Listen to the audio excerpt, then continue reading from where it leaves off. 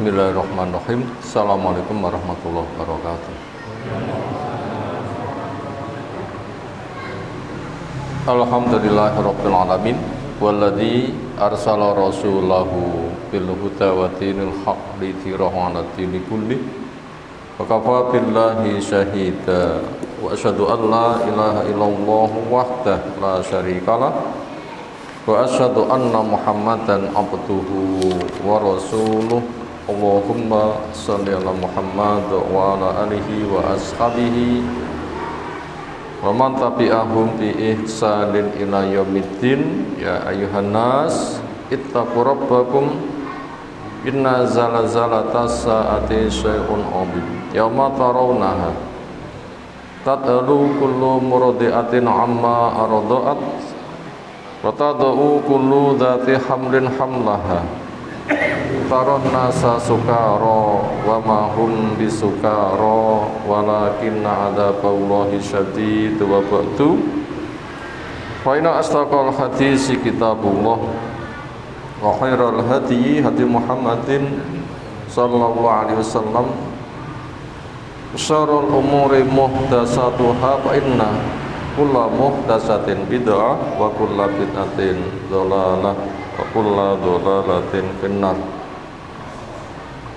Ayol ikhwah akramana subhanahu wa ta'ala, insyaallah kita lanjutkan mengkaji kitab Taujihat Islamiyah lil Fardhi wal Mujtama', bimbingan Islam untuk pribadi dan masyarakat, yang terbahas bimbingan di tema kita kali ini, kelanjutan pembahasan kemarin, supaya siapa yang sudah berubah tapi jangan menggunakan warna hitam.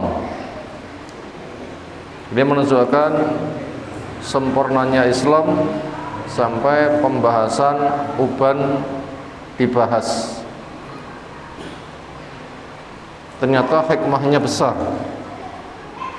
Uban bukan semata tanda orang itu sudah tua, sehingga butuh untuk lebih ngati-ngati,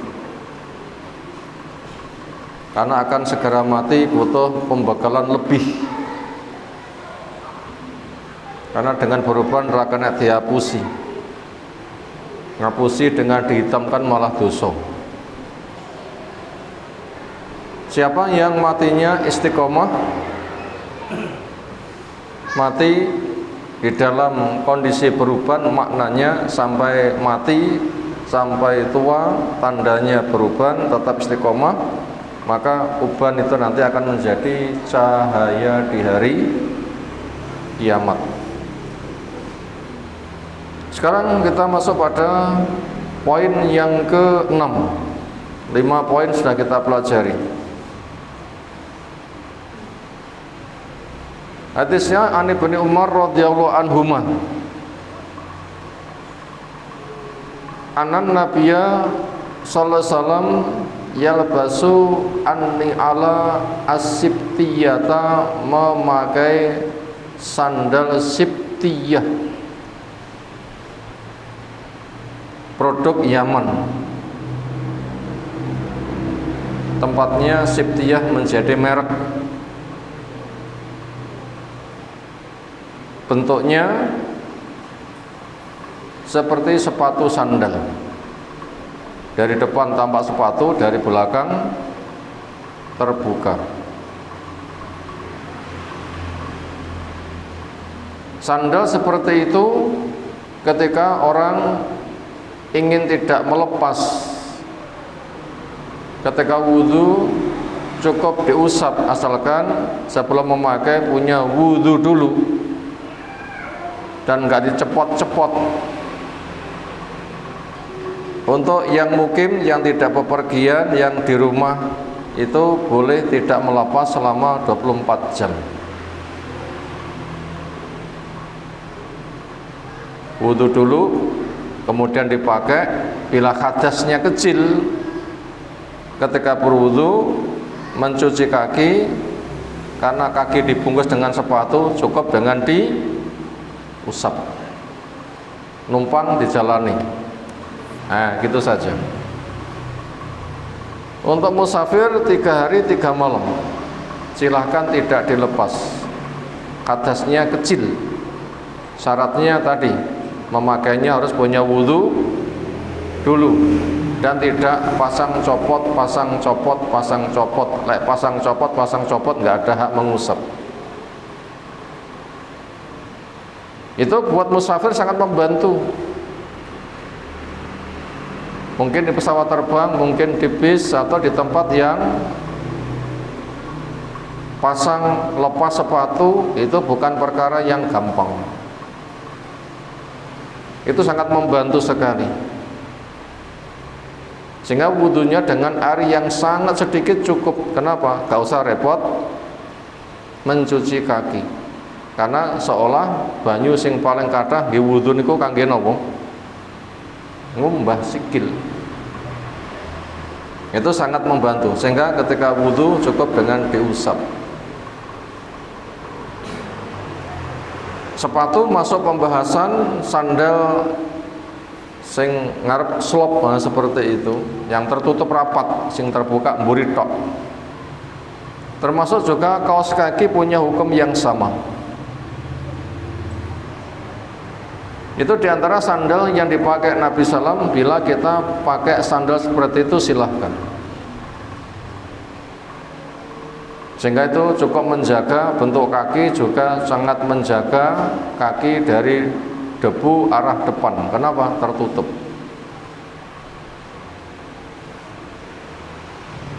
Lek sandalnya sandal jepit, asal mboten diusap. Orang ngusap sana tapi ngusap kulit kemalian lagi. Lah brojol kabeh wae ngarepe misalnya. Namanya ngusap sepatu itu depan itu memang tertutup. Lek kaos kaki jelas itu tertutup.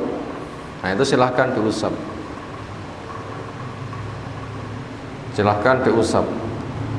Itu penting sekali untuk kesunahan itu, manfaatnya luas, termasuk memudahkan pembekalan buat musafir. Di bis, di kendaraan itu tidak seperti di rumah pasang copot dari sepatu, dan juga air tidak semudah di rumah. Wa yusafiru lihiyato, beliau menguning jenggotnya, bil waras, dengan alat penguning mereknya Waras, itu nama tumbuh-tumbuhan. Wa za'faron, itu juga merek yang lain. Merek yang lain ada khina, ada katam. Berarti banyak nama-nama pohon yang daun atau bunganya bisa digunakan untuk mewarna rambut. Mungkin kuning, mungkin rotok kemerahan, atau mungkin pirang. Nah, silahkan. Ini buat orang yang rambutnya putih. Lek tinggi nom-noman macak terus pundi. Lek macaknya istri untuk suaminya, ya silahkan. Kira-kira bojoku duwe bojo wong Jawa waleh, aku pengen bojoku bojone wong Eropa. Terus mau dicarane? Ya rambutnya dipirang nanti. Mas, ada istri baru dari Eropa. Siapa? Buka kudungnya lagi. Nah, ya. Sing rada angel ku pengen dadi istri negro sing angel niku to. Terus pun dikira-kira. Blonyo yangus. Ya, merubah rambut istri berdandan kepada suami itu termasuk di antara berhias, ya silahkan saja. Wallahu a'lam. Tapi sebatas nggih geng-gengan, nggih terkenalan, nggih pacak-pacakan, itu kurang penggayaan, itu tidak usah dilaksanakan.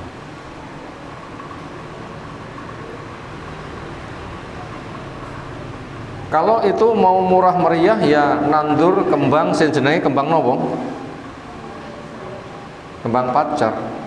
Pun biasa nandur apa tereng? Kembang pacar banyu atau mungkin apalah yang lain-lain. Lera kober ya tuku teng toko itu sering ada. Tapi dihindari yang bahannya kimia. Kenapa? Dikhawatirkan bisa merusak. Kalau bisa milih yang herbal saja. Itu sering toko-toko Arab itu juga menyediakan yang di sana dagangannya ya dagangan khas ke Arab-Araban. Kurma, zam-zam, sajadah, biasanya niku oleh-oleh tiyang sing mulih saking ihram. Di situ berpotensi disediakan termasuk celak dan macam-macam. Waktu Umar yafalu dzalika, Ibnu Umar pun juga melakukan. Kenapa? Itu termasuk di antara tuntunan Nabi, siapa yang berambut putih supaya dirubah. Tapi jauhi warna hitam. Nanti resikonya berat. Napa resikonya? Tiang sing nyemir rupane ireng. Tidak mencium bau surga. Artinya walaupun dia nanti masuk surga, tapi tidak bisa bareng rombongan orang yang nggak punya dosa itu. Andaikan dia nanti masuk surga, rombongannya wong sing semisal, berarti carry. Setelah dosanya dibersihkan dulu. Yang nggak punya dosa langsung berangkat, yang punya dosa ya bersihkan dulu. Makanya tidak bisa masuk surga bersama mereka yang tidak melanggar. Jadi grup taat sendiri, grup tukang melanggar juga sendiri. Yang ketujuh, wa Ibnu Abbas radhiyallahu anhu maqal marra lewat ala Nabi pada Nabi sallam rajulun seseorang qad khodoba telah menyemir bil khina dengan khina yang menjadi merek namanya henna. Wakola komentarnya mah aksana hada, duhai alangkah bagusnya warna ini. Disanjung. Kola perawi cerita famaro akharu lewat yang lain qad khodoba bil khina wal katam. Nyemirnya ini lebih lengkap. Bukan khina saja tapi ditambah dengan katam. Itu aneka ragam pepohonan yang nanti nilainya lebih bagus. Lah iki tok mungkin kuninge rapate tambah iki luweh kuat, nah senada dengan itu. Faqala dua komentari wahada aksanu min hada, ini lebih baik daripada yang tadi. Thumma maro akhar, kemudian lewat yang lain qad ghadhafa bis sufrah, menguning menyemir dengan warna kuning atau pirang. Yang ini lebih bagus lagi. Berarti silahkan memproduk semir sing bermutu lebih bagus, lebih mengesan. Itu dihargai, iki apik, tapi sing iki luwih apik. Ini lebih baik daripada semuanya. Kalau gitu tingkatnya berbeda. Silakan bila punya kemampuan memilih yang terbaik. Hadza ahsanu min hadza kulli. Yang ini lebih baik daripada yang sebelumnya semuanya. Istilahnya barang niku ada KW 1, KW 2, wonten sing ori ngoten nggih. Pilih sing pundi? Ya nari duwite mawon nggih. Nari napa? Duwite. Rotok larang titik lek ori niku awet ngoten nggih. Nanti juga dampaknya lebih bagus. Rawahu Abu Dawud waqal Albani fil Miskah isnadu jayyid, sanadnya adalah baik. Yang sebelumnya tadi Imam Nasai, Syekh Albani mengatakan itu sahih. Karena yang ke-8, waqala bersabda Nabiullah Muhammad SAW, ghayyiru asyaiba, rubahlah uban. Bala tusabbihu bil yahud, kamu jangan menyerupai orang Yahudi. Islam punya kriteria supaya mencukupkan dengan karakter yang telah dibimbingkan oleh Islam, jangan sampai niru-niru gaya orang lain. Islam membimbing sebagai pelopor, bukan membiu. Makanya wujudkan ciri khas karakter keislaman, karena prinsip kita isyhadu bi anna muslimun, saksikan saya sebagai muslim. Maka siap untuk mempelopori. Jangan karakter identitas itu disembunyikan. Kenapa? Kita tuh berdakwah. Wong ben nyawang, ben ngerti, ben tanya, biar mengikuti, pelopor di dalam kebaikan. Akhrajahu An-Nasa'i Wa qala muhaqqiq Jami'ul Usul sahih bisawaidi, hadis ini sahih ketika digabungkan dengan berbagai macam saksinya. Artinya bila hadis itu hanya satu saja kurang kuat, tetapi banyak hadis tidak semayan tapi sini podo, itu namanya saling menguatkan, itu kuat dengan persaksian dari sana sini. Kesembilan, an Utsman ibni Abdillah ibni Mauhib qol dakhaltu ala Ummi Salamah, saya masuk ke rumahnya Ummu Salamah, salah satu istri Nabi SAW. Fa akhrajat ilaina, beliau mengeluarkan kepada kami sya'ron, rambut, min sya'rin Nabi, dari rambutnya Nabi SAW, makhduban, yang disemir. Ketika potong rambut, sahabat mencari, mendapatkan untuk disimpan, khusus untuk Nabi boleh. Berdoa kepada diberikan berkah, saranani dengan badan Nabi boleh. Termasuk dikum, banyunya diumbi boleh, tapi khusus untuk Nabi. Dan ini sahabat yang melakukan, karena benda itu sekarang tasik wonten bareng napa pun telas. Nah, potensinya habis karena benda itu bisa rusak. Ada yang minta berkah Allah dengan ngamplok Nabi, semoga kulitku nempel kulitnya Nabi, semoga sebagai pertemuan terakhirku Allah memberikan kesyahidan. Ada juga yang begitu.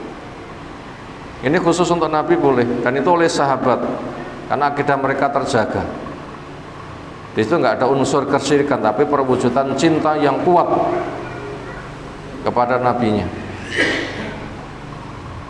Termasuk Nabi ketika tidur itu berkeringat, niku dipun cidui damel campuran minyak wangi. Lek keringat kita sama yang mbune napa?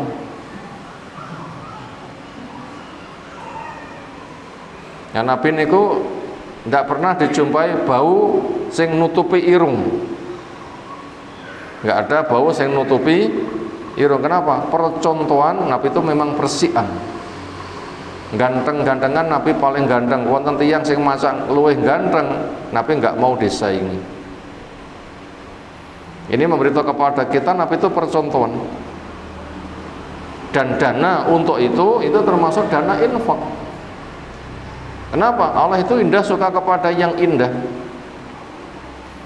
Itu semua dalam rangka mengharapkan rahmat Allah Subhanahu wa taala. Makanya zuhud gaya orang sufi, menghinakan diri nganti sikat gigi wae ora, ngumbah baju wae ora, itu pengrusak atas nama Islam. Itu bukan dari Islam. Islam itu adalah di dalam berpenampilan dengan dalil innallaha jamilun yuhibbul jamal. Allah itu indah, suka kepada yang indah, bajunya bagus, sepatunya bagus, kendaraannya bagus, rumahnya bagus, baunya bagus. Karena termasuk tanda keislaman adalah tidak mengganggu orang lain dengan tangan atau lisan. Makanya Nabi itu ketika sikat gigi termasuk bersering, bahkan ketika hendak ketemu keluarga sebelum ke rumah itu sikat gigi dhisik, dicek ambune ngelek-ngelek atau ndak. Aja nganti kowe gendong putune malah nopo? Bres, wah mbah kok ngampune jan ngelek-ngelek. Atau bahasa yang semisal, itu Nabi sangat benci. Termasuk siapa yang mengkonsumsi makanan sing bau mulut itu malih menyengat, panganan apa nggih? Itu dilarang ikut jamaah ke masjidnya, apa ganggu koncone. Dan juga bau-bau yang lain, mengkonsumsi apa, baju yang gimana, ketiak yang gimana, rambut yang gimana, kok berbau, itu amat sangat dibenci. Amat sangat dibenci. Makanya Nabi itu berpenampilan sangat luar biasa. Wa fi riwayatin ukhra anna Ummu Salamah zaujan Nabi sallallahu alaihi wasallam aradhu, memperlihatkan kepadanya sya'ra Rasulullah, rambut Nabi sallam ahmara, disemir warna merah.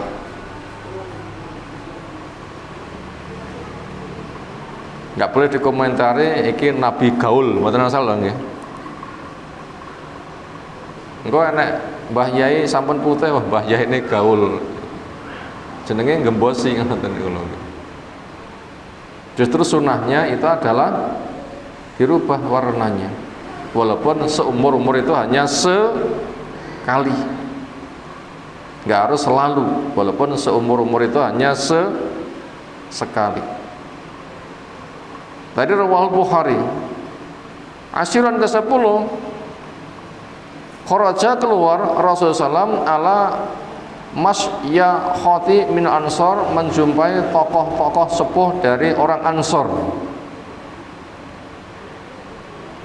Bidhi lihahum, yang putih jenggot-jenggot mereka. Waqala berpesan, ya mas Ansor, wahai masyarakat Ansor, hammiru, merahkan, au safiru, atau kuningkan, wa khalifu ahlul kitab, dan selisilah gayanya ahli kitab. Rawi Ahmad wa hasanahu al-hafidh fil fathah. Kata Ibnu Hajar, hadis itu adalah hasan, baik. Terakhir ke-11, waqad nukila, dinukilkan anil Imam Ahmad rahimahullah taala annahu yajibu, Imam Ahmad menyimpulkan di dalam alam fikih, nyemir rambut dari putih ke warna lain, pokoknya bukan hitam, itu hukumnya wajib. Wa anhu yajibu walau maratan, dari Imam Ahmad juga beliau mewajibkan walaupun seumur-umur hanya sekali. Makanya setidaknya pernah, walaupun tidak setiap hari, seumur-umur sekali, minimal begitu. Wa anhu, dan dari Imam Ahmad juga, la uhibbu li ahadin tarakal khodoba, saya tidak suka seseorang sengaja meninggalkan bersemir. Makanya diantara kita supaya raketang pisan pun gadah pengalaman. Syukur-syukur mungkin malah lebih sering. Kenapa? Dalam rangka mengikuti sunnah Nabi SAW.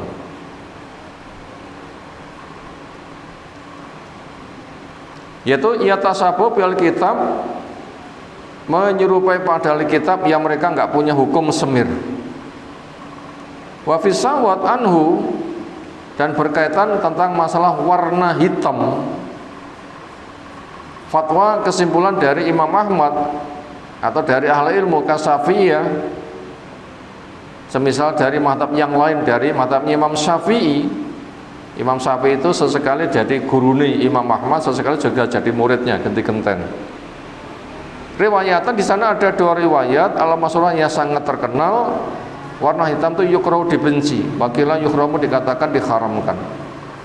Dan kata haram itu sering menggunakan bahasa makruh. Wa yatakatu al-ma'u liman dallas, lebih kuat keharamannya buat orang yang ghasya, pengen mengelabui. Kasusnya nopo?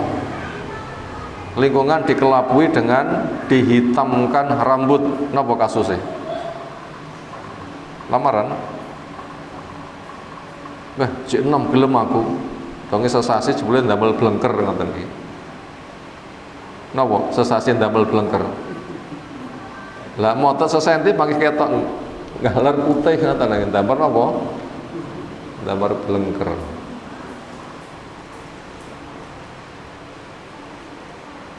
Itu untuk pengelabuan. Jane gah nyapa wis sepuh tapi si ketok enom, gelem aku jebule ya pusing. Itu untuk program kayak begitu haramnya lebih sangat. Zakaru fil Fathah Al-Bari, itu bisa disebutkan, dicari rujukannya di Fathul Bari pada jilid yang 10 halaman 49. Tapi ada hitam yang diperbolehkan. Nopo? Tentara yang sudah tua terjun di medan perang, itu boleh dihitamkan. Sehingga musuh tahu, wah si ireng-ireng. Napa si ireng-ireng? Nom-nom, grogi. Itu boleh. Kenapa? Memang al-harbu, kita perang itu tipuan. Jangankan menipu, mateni saja boleh. Namanya di medan peperangan. Sebenarnya kalau sebatas menteror mental, berhadapan, duel, membunuh saja boleh. Kenapa? Ya, memang itu ada di medan peperangan. Selesai tema masalah semir dengan 11 poin. Sekarang kita masuk judul baru, wajibuna nahwar Rasul SAW, kewajiban kita di hadapan Rasul Sallallahu Alaihi Wasallam. Supaya kita tahu kewajiban kita di depan Rasul, kita butuh tahu dulu kedudukan Rasul itu apa, dan kepentingan kita dengan Rasul itu apa. Bila kita sudah tahu kedudukan Rasul dan kita punya kepentingan, itu nanti dia akan bergerak melangkah. Ngerti fadilai butuh tandang boten? Tandang. Ra ngerti fadilai ra butuh budal boten? Boten. Maka kita butuh tahu dulu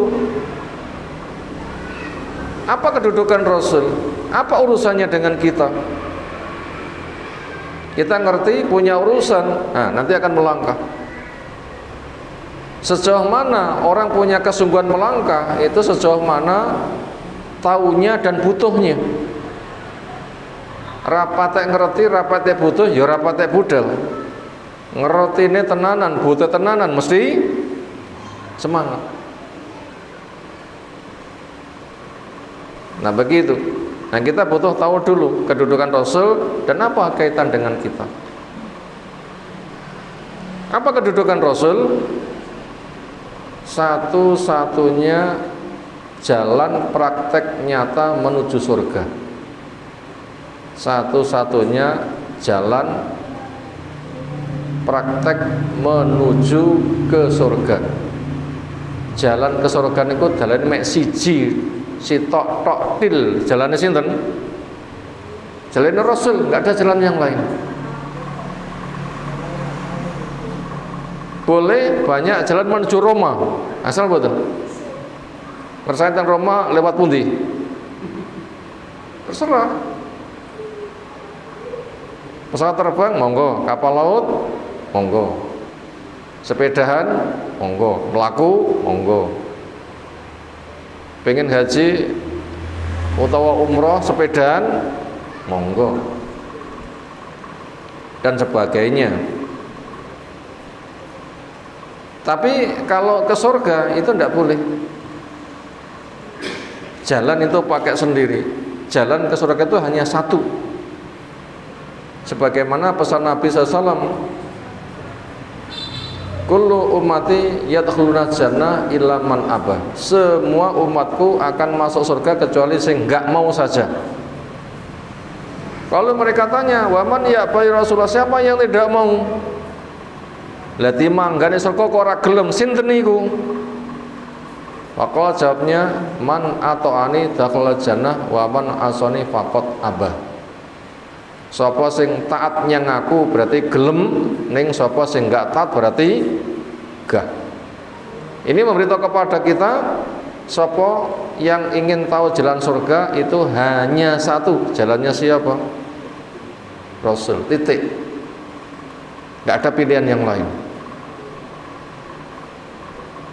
Kalau begitu kita butuh tahu dulu tugas Rasul apa.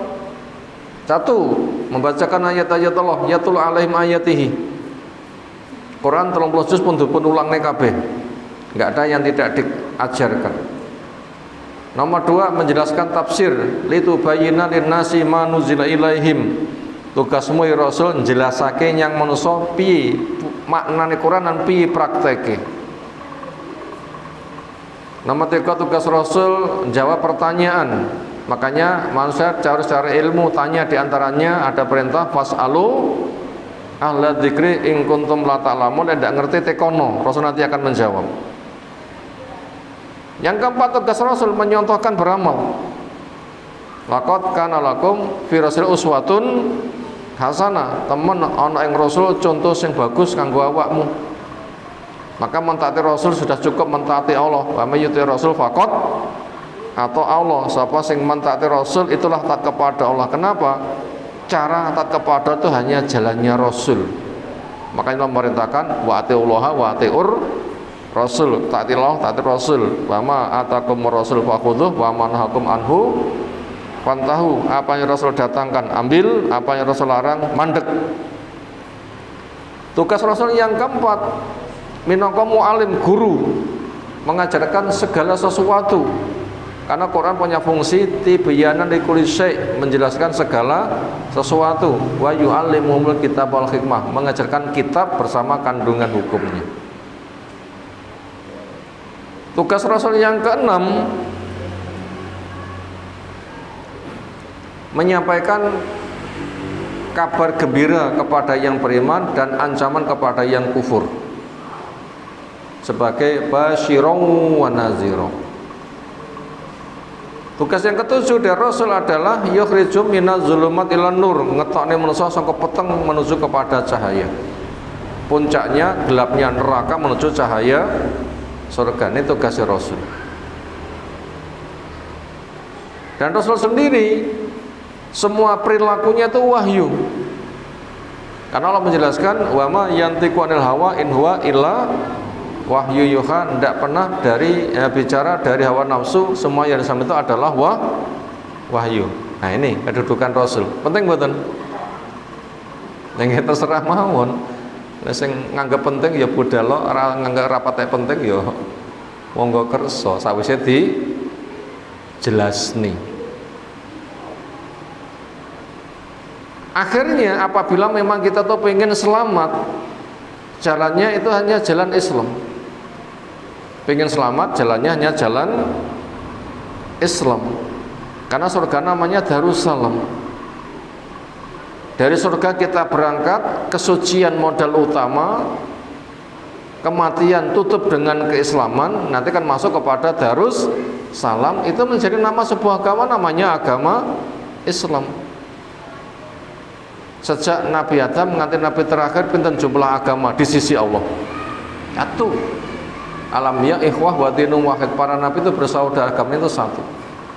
Wala tamutunna illa wa antum muslimun, ojo mati kecuali kamu sebagai wong Islam. Niki nasihatnya sinten?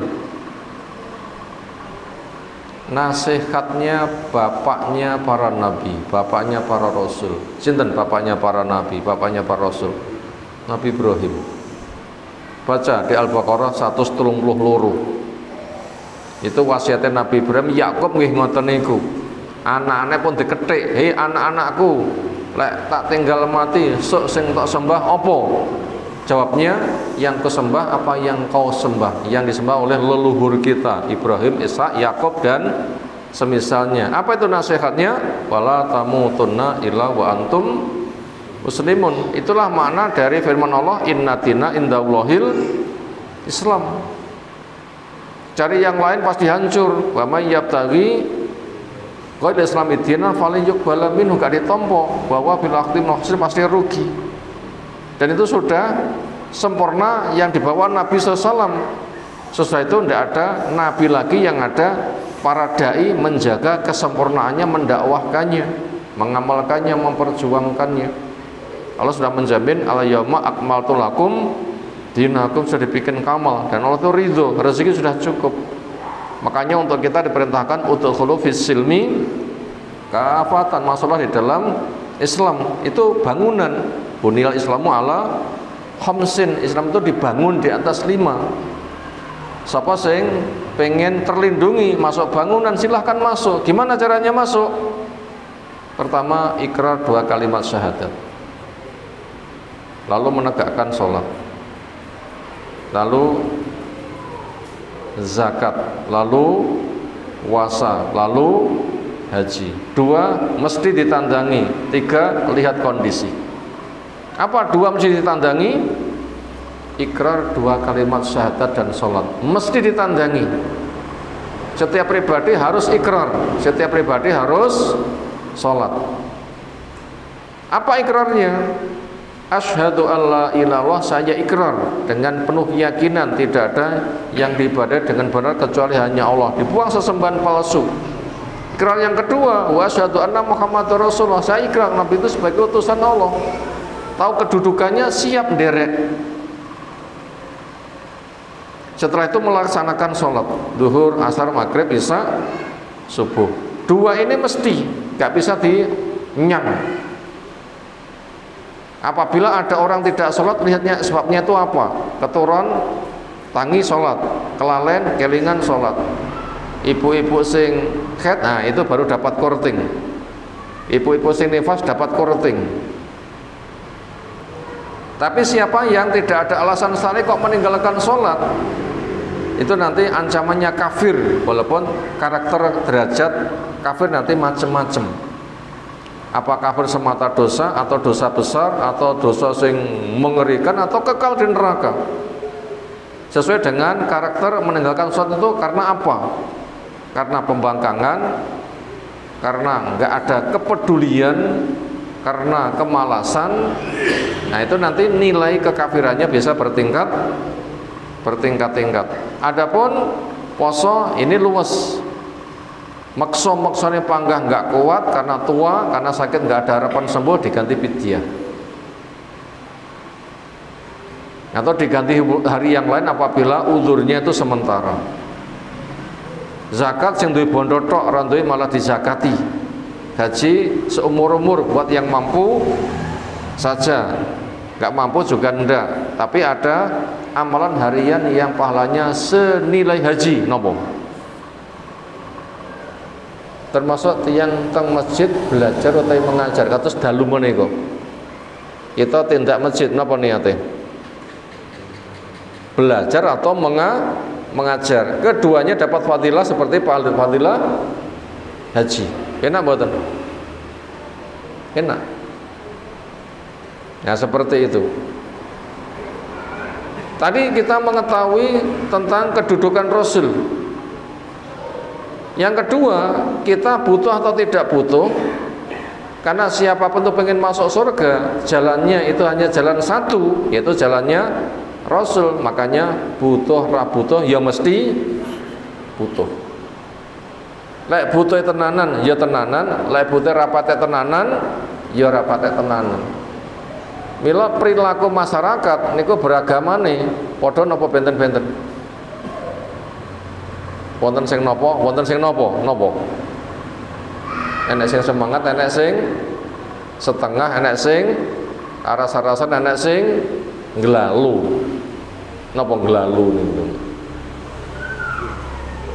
Mlaku aras-arasen, sayer-sayer ngoten nggih. Nah, seperti itu. Kita termasuk yang mana? Cepat ya cepat, lambat nasabnya tidak bisa mempercepat. Makanya perkokoh iman pada hari akhir. Oh calonnya mati, yang ada surga neraka. Gimana dirimu? Hartamu nggak bisa nolong, keluargamu nggak bisa nolong, pangkatmu nggak bisa nolong. Karena bumi diganti bumi yang lain, demikian juga langitnya. Keluarga nanti akan pisah. Mananya ngurus awak dewi. Keluarga Nabi nggak bisa menjamin Pak Nabi anaknya katut, nggak bisa. Masing-masing sampai dewi. Maka selamatkan dirimu. Nah, siapa yang butuh nanti tenanan. Makanya supaya kita itu mikir, aku calonnya mati, so nek kubur ya dewi. Tiang wonten kubur niku mati napa gesang? Tiang wonten dalam kubur mati napa gesang? Hidup, mungkin dapat nikmat kubur atau siksa kubur. Mati niku perpindahan alam kemawon.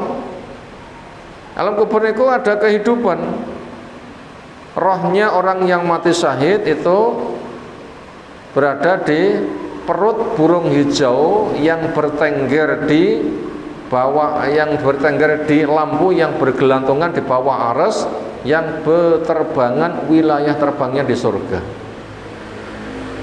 Rohnya orang yang beriman itu berada di bawah ars. Rohnya orang kafir itu di sijin, penjara bumi terbawah. Hidup kalau begitu. Makanya kita itu harus mikir, aku calonnya mati.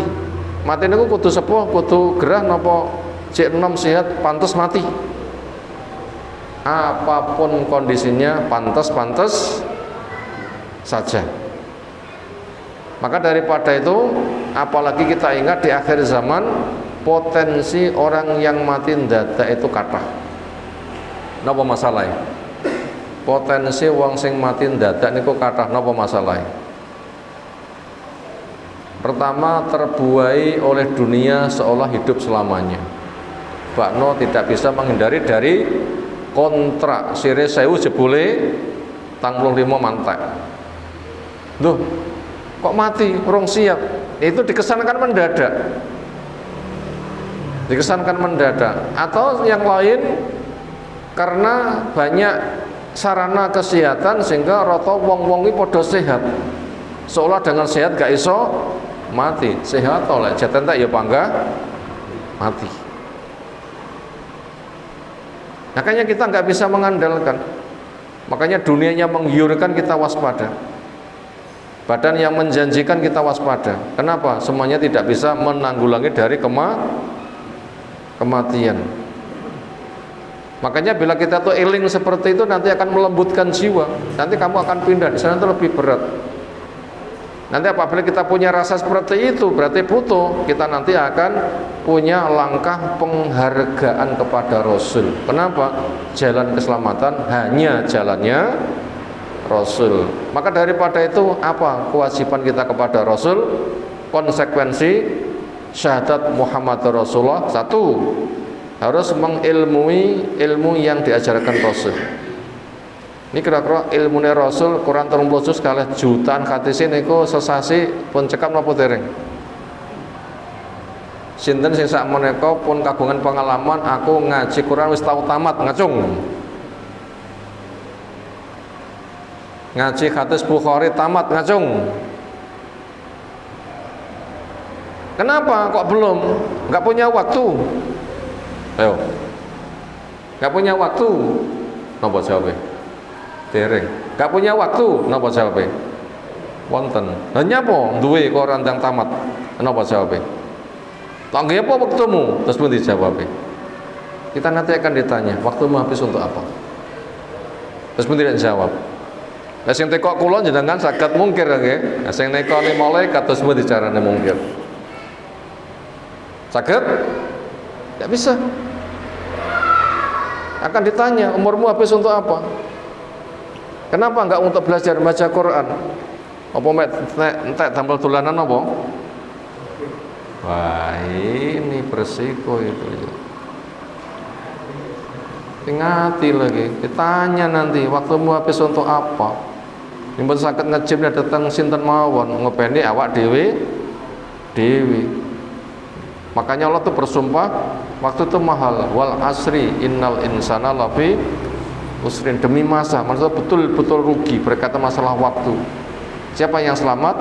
Illalladzina amanu wa amilus sholihat. Nah, iman itu ilmu. Nanti membuahkan ketauhidan, amal soleh, membagusi sholat, kerja yang halal, hidup memberikan maslahat, dakwah atau mendukung di dalam program dakwah. Makanya waktunya jangan disia-siakan.